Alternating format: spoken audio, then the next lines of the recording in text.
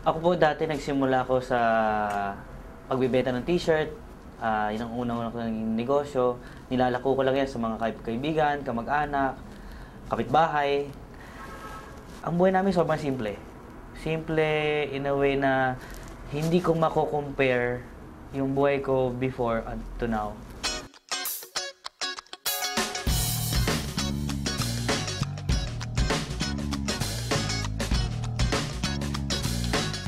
Hindi ko in-imagine na dadating sa punto na ganito kalaki pala yung pinag-uusapan namin dati. Nagsimula lang sa isang table na lilima lang kami, I think 6 lang kami, na yayaman kami. Alam namin kikita kami pero hindi ganito kalaki.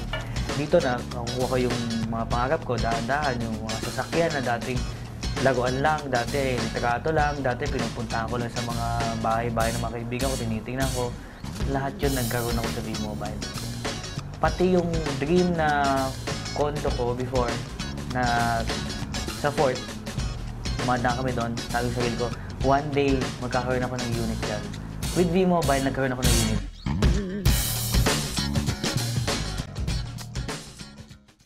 Siguro without V-Mobile, walang sasakyan, walang savings, walang masarap na buhay.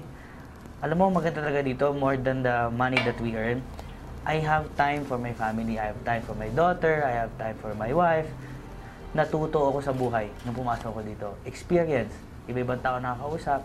May mayaman, may mahihirap. Madami kang matututunan sa kanila. At ang dami ko naging kaibigan.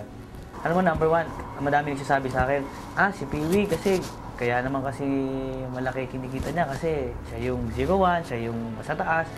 Alam mo, all I can say, hindi po posisyon ang nagpapayaman sa tao.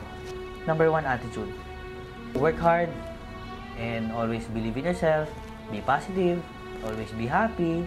Pinakamagandang i-invite mo talaga dito sa business natin, family muna. Kasi ngayon, my brother, my sister, my mother, lahat po ng pamilya ko nandito na. Tita ko, pinsan ko, lahat.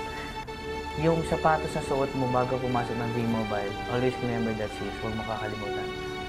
For V-Mobile, I wish more power, more blessings to come, and I always wish everyone, all the members of V-Mobile, we are all happy millionaires.